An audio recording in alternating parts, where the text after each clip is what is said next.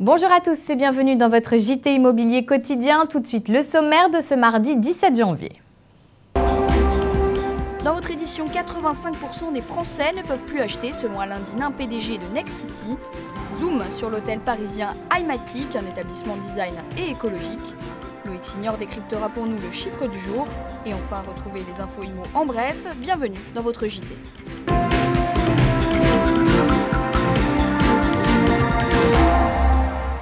Et on commence ce journal avec un chiffre très élevé. Et dans un contexte de crise, il va frapper les esprits. Alors de quoi s'agit-il? Fin du suspense, Anthony Benasseur nous répond.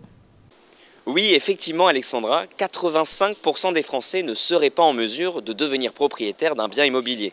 Ce chiffre nous a été révélé par Alain Dinin, PDG du groupe Nexity, la semaine dernière sur Europe 1. Nous sommes donc à Paris pour recueillir quelques réactions.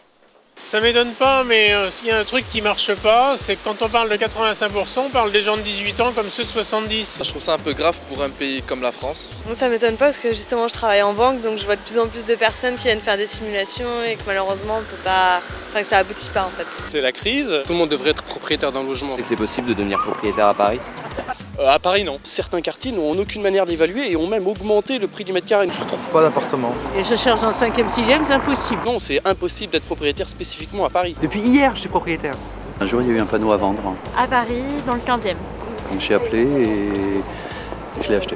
Les jeunes couples, même qui travaillent à deux, ne peuvent plus acheter un appartement. C'est difficile, c'est super difficile. C'est vrai qu'en province, je pense que ce serait plus facile. Les Parisiens seraient-ils prêts à quitter la capitale pour devenir propriétaires? C'est la question que nous leur avons posée. Non, pas du tout. Jamais. Jamais. Je quitte pas le Luxembourg. Ah oui. Moi personnellement, c'est ce que je ferais. Non, pas pour l'instant. Je suis jeune, moi j'aime bien les villes qui bougent. Je comprends qu'il y ait des Français qui veulent aller vivre à l'étranger. Je regarde plus dans ce sens-là, oui. Et dès que je veux être propriétaire, je repars en province. 8 355 €, c'est le prix moyen du mètre carré à Paris. D'une région à l'autre, ces prix sont très différents, mais restent hors de portée pour de nombreux ménages. Selon une étude, le marché de l'immobilier pourrait se stabiliser si l'État construisait 500 000 logements par an pendant les 10 prochaines années.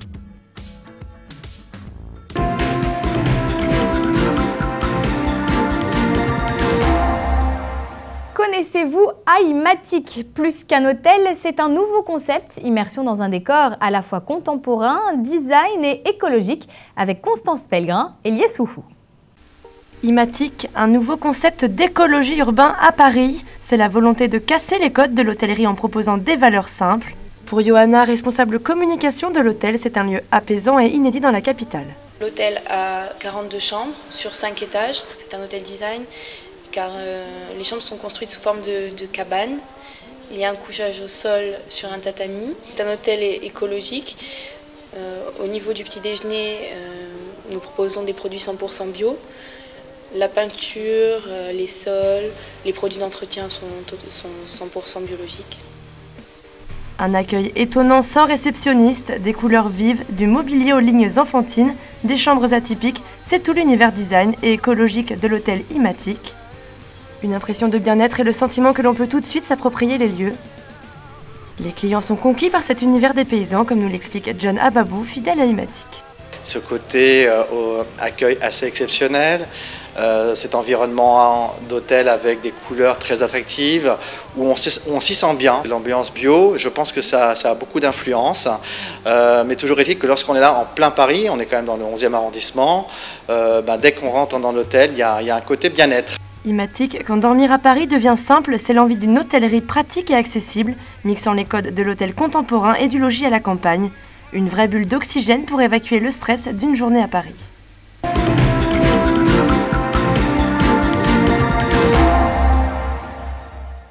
Allez, on passe tout de suite à notre chronique et le chiffre du jour. Et pour en parler, il est là sur notre plateau. Il est juste à côté de moi. Il s'agit bien évidemment de notre chroniqueur Loïc Signor. Salut Loïc, comment ça va? Écoutez, moi ça va très bien parce que je n'ai pas prévu d'acheter un bien immobilier en 2012. J'espère que c'est pas votre cas. Alors il y a un rapport avec votre chiffre là. Il y a un rapport. Je le devine. Voilà. Le chiffre du jour, c'est 300 000. c'est le nombre de transactions immobilières qu'il y aura en moins en 2012. Si on prend l'année 2011, par exemple, c'était 1 million de transactions immobilières, 700 000 seulement, entre guillemets, à prévoir pour cette année. Conséquence immédiate de la perte du AAA par la France la semaine dernière. Justement, on est au cœur de l'actualité. Est-ce que ça, c'est pas quelque chose qu'on aurait pu prévoir?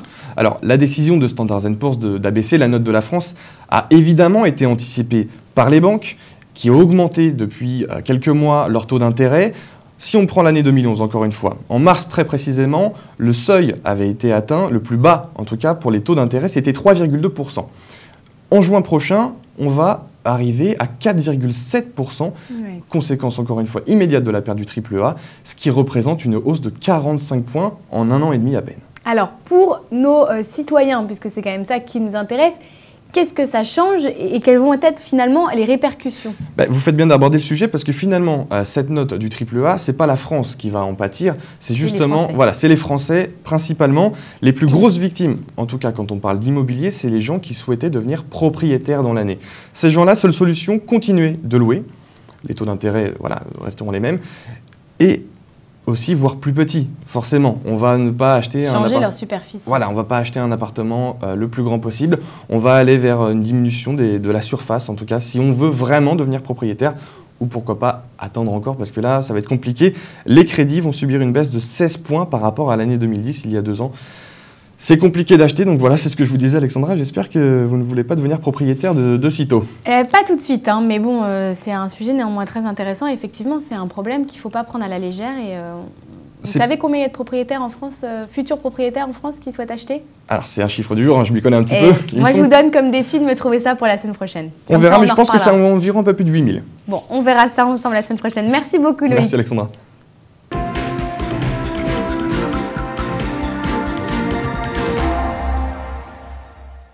Allez, avant de se quitter, toutes les infos de la planète Imo à ne pas manquer, c'est dans notre Tout en Images et c'est parti.